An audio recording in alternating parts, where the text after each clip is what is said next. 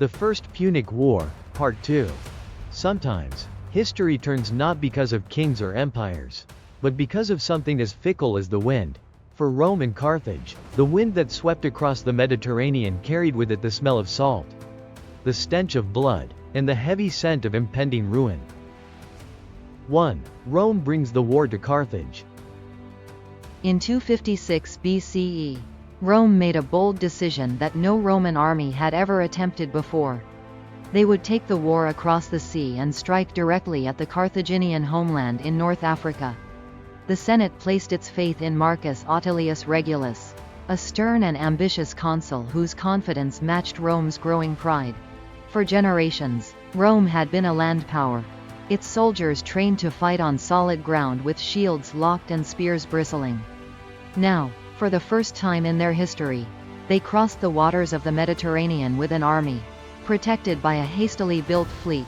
The Romans had copied Carthaginian ship designs, equipped their vessels with the fearsome corvus boarding device, and taught farmers and peasants how to row like seasoned sailors. When Regulus landed on African soil, he struck hard. Roman legions marched across the fertile plains near Carthage, burning villages, seizing storehouses, and reducing coastal towns one after another. Fields that once fed the Carthaginian heartland were left barren. Rome believed victory was already within their grasp. But Carthage was not a city that bent so easily. Wounded pride and desperation drove them to seek help beyond their borders. They found it in Xanthippus, a Spartan mercenary commander who understood what the Romans had never faced before: disciplined cavalry charges and the unstoppable weight of war elephants. In the decisive clash near Tunis, Rome's rigid legions were crushed beneath this terrifying combination. Horses thundered into their flanks while elephants plowed through their lines like living battering rams. Regulus was captured alive, his army destroyed, the dream of a swift Roman triumph drowned in the dust of Africa. 2. The price of the sea. Rome retreated, but the sea would prove to be an enemy more merciless than Carthage itself. As the Roman fleet carried survivors back across the Mediterranean, a sudden storm roared down upon them. Waves as tall as cliffs shattered their ships. Masts cracked, hulls splintered, and the corvus boarding ramps, so useful in battle, now made the ship's top heavy and unstable in the gale. On that single day, 270 ships were swallowed by the sea, and tens of thousands of Roman sailors and soldiers sank with them.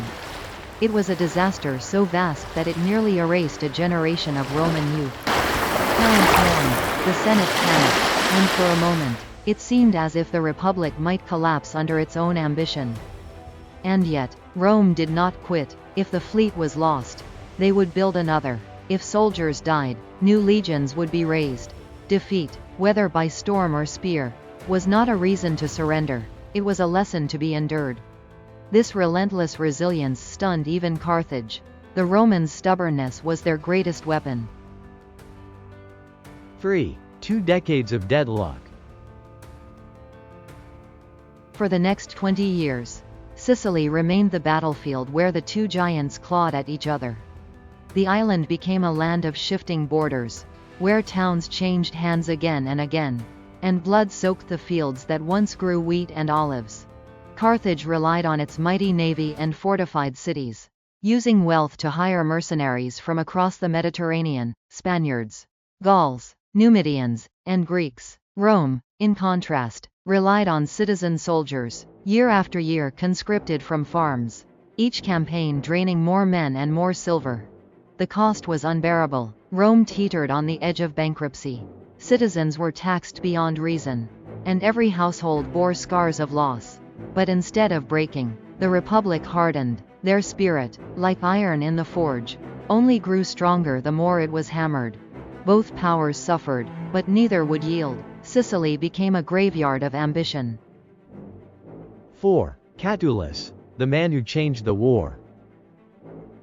By 242 BCE, Rome was stretched to its limits.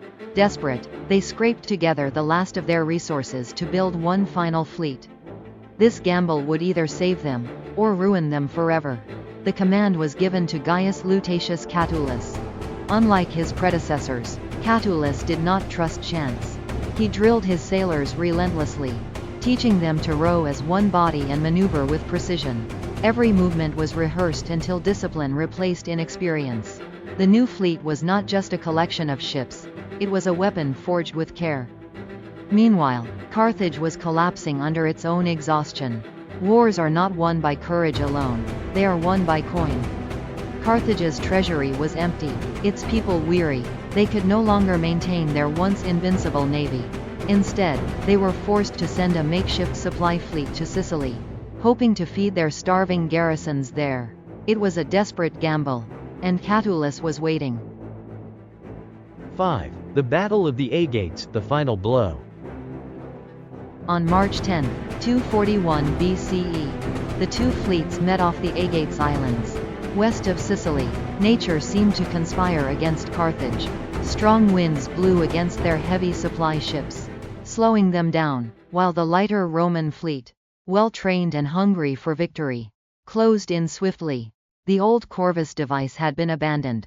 Rome now relied on maneuver and ramming. Roman ships darted between the clumsy Carthaginian vessels, striking with precision, shattering hulls, and sinking ship after ship. Carthaginian crews, untrained and burdened with cargo, could not resist. The battle was over in hours. Carthage's fleet was annihilated. Survivors fled in chaos, their supply lines severed, leaving the Carthaginian armies in Sicily starving and hopeless. Rome had seized the sea.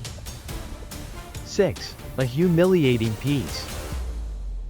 After 23 years of relentless struggle, Carthage finally bowed to the inevitable. They sued for peace, and Rome dictated harsh terms. Sicily, the jewel of Carthage's empire, was surrendered. A crushing indemnity of silver was imposed, burying Carthage in debt. The once mighty masters of the Mediterranean were reduced to beggars, their pride broken. Carthage, the city that had grown rich through trade and commanded fleets across the known world, now staggered beneath humiliation. Rome, meanwhile, had achieved something extraordinary. For the first time, they extended their rule beyond the Italian peninsula. A new era had begun. The Republic was no longer a regional power. It was now a Mediterranean empire in the making. 7. An ending that was only the beginning. The First Punic War began over a quarrel in Messana, a spark between two local powers. Yet that spark ignited a fire that consumed two empires for nearly a quarter of a century. Rome, a nation of farmers who once knew nothing of the sea, had transformed into masters of naval warfare. Carthage, a mercantile empire that had ruled the waves for centuries, had stumbled because of arrogance, inflexibility, and misplaced faith in wealth over will. But history was not finished. Beneath the ashes of defeat, Carthage's heart still burned. The loss of Sicily was not just a wound, it was an insult.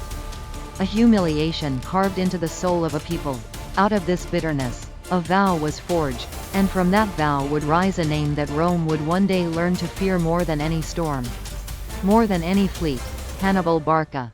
The First Punic War had ended, but the shadow of the second loomed just beyond the horizon.